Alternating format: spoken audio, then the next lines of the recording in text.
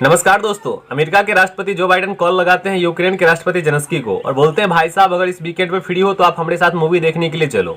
दोनों राजी हो जाते हैं और मूवी देखने के लिए जाते हैं नाटो के सिनेमा हॉल में। अमेरिका के राष्ट्रपति जो बाइडेन मूवी दिखा रहे होते हैं जेलेंस्की को और दोनों मूवी एंजॉय करते हैं। एंजॉय करने के बाद दोनों घर जाते हैं। उस मूवी से यहाँ पे बाइडेन जी ने ऊ वंटा ओबामा गाना याद कर लिया और उस गानों के याद में वो खो गए, जेलेंस्की को भूल गए। और जेलेंस्की इधर उस मूवी से एक डायलॉग याद कर लेते हैं, पुष्पा पुष्पा राज मैं झुकेगा नहीं साला।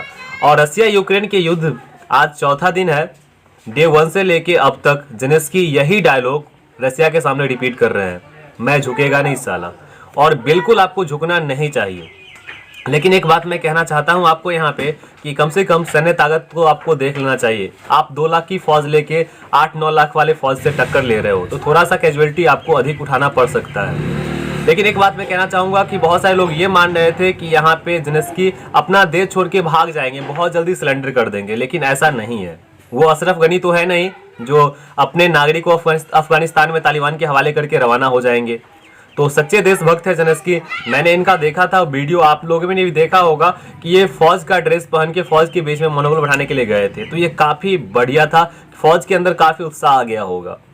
अभी मैं ताजा हालात के ऊपर बात करने वाला हूं रसिया और यूक्रेन के युद्ध के बीच में कि ताजा हालात अभी कैसे हैं। तो वीडियो के साथ पूरे अंत तक बने रहिए।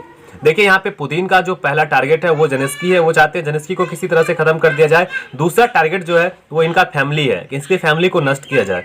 पूरी तरह से हिटलर के रूप में यहाँ पे उभर के आ रहे हैं पुतिन जी का तीसरा टारगेट है कि किसी भी तरह से यहाँ पे जेलेंस्की को ओवरथ्रो करके एक ऐसी गवर्नमेंट बनाई जाए यूक्रेन के अंदर जो इनके इशारों पे पूरी तरह से काम करे, इनके उंगली पे नाचती रहे। ऐसी गवर्नमेंट यहाँ पे बनाना चाहते हैं, लेकिन ऐसा कर पाना बिल्कुल अभी आसान है नहीं।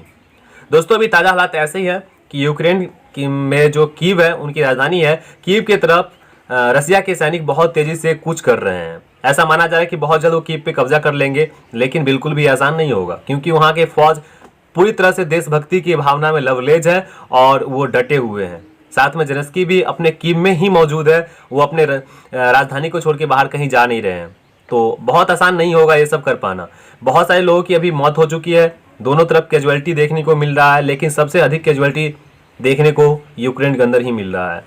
बहुत सारे लोग बेघर हो चुके हैं, कई लाख लोग अपने देश को छोड़ के दूसरे देश की तरफ रुख कर रहे हैं। बहुत सारे लोग मेट्रो स्टेशन के अंदर शरण ले रखे। यहाँ पे यूक्रेन के फौजों के बारे में जान के आपको बहुत ज्यादा गर्व होगा कि ये लोग अपने देश के लिए इतना समर्पित है।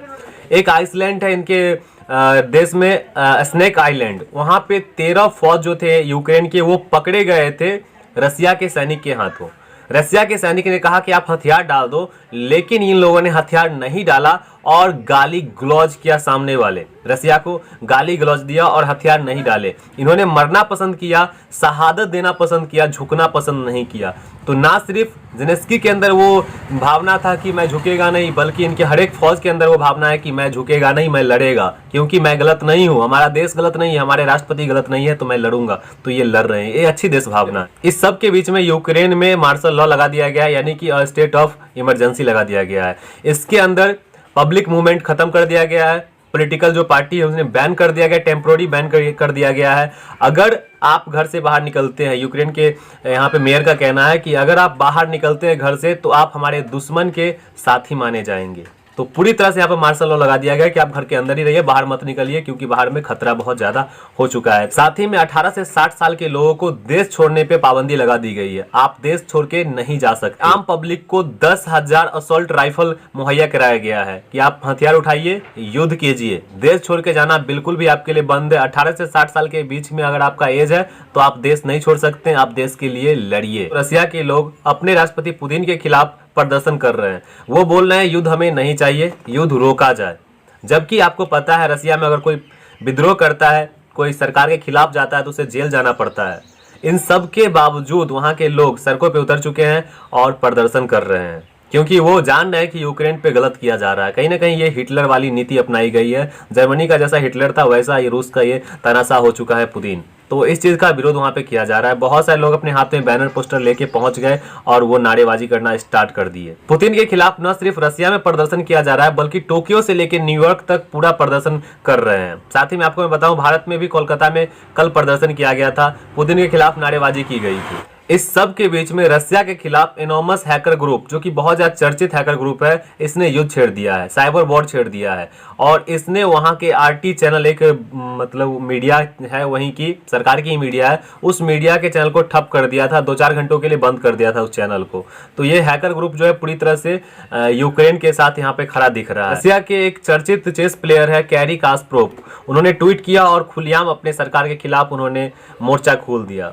उन्होंने ट्वीट करके दुनिया भर के नेताओं से यह अपील की कि यहाँ पे यूक्रेन की मदद की जाए, यूक्रेन को हथियार दिया जाए ताकि वो रसिया के खिलाफ युद्ध कर सके। तो आप समझ सकते हैं कि यूक्रेन के लोग भी ये चाह रहे हैं कि युद्ध बंद हो जाए। वहां के लोग यहाँ तक सोचिए कि उन्हें जेल जाना पड़ेगा, ये बात जानते हुए भी वो अपने सरकार के खिलाफ बात कर रहे हैं। दोस्तों, अगर यूक्रेन में फंसे भारत मुल्क के लोगों की बात करें तो यूक्रेन में डाटा के हिसाब से 20,000 लोग फंसे हुए थे, जिसमें से 4,000 लोग तब वापस आ गए जब युद्ध अनाउंस हो गया था।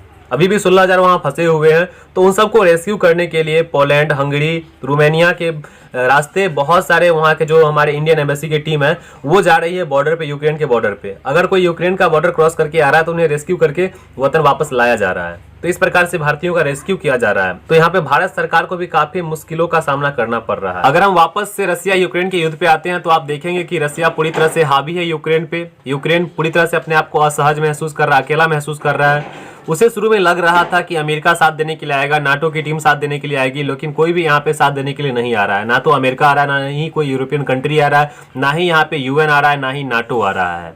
किसी की तरफ से मिलिट्री यहाँ पे रिस्पॉन्स देखने को नहीं मिला है। सिर्फ और सिर्फ इस यहाँ पे जो है इकोनॉमिक सेंक्शन लगाए गए हैं, अमेरिका की तरफ से लगाया गया है, यूरोपियन कंट्रीज की तरफ से लगाया गया है, यहाँ पे कनाडा, जापान, ऑस्ट्रेलिया, इन सब ने इकोनॉमिक सेंक्शन लगाए हैं। थोड़ी सी राहत की सांस मिल सकती है यूक्रेन को, क्योंकि यहाँ पे जर्मनी हथियार देने के लिए तैयार हो गया है।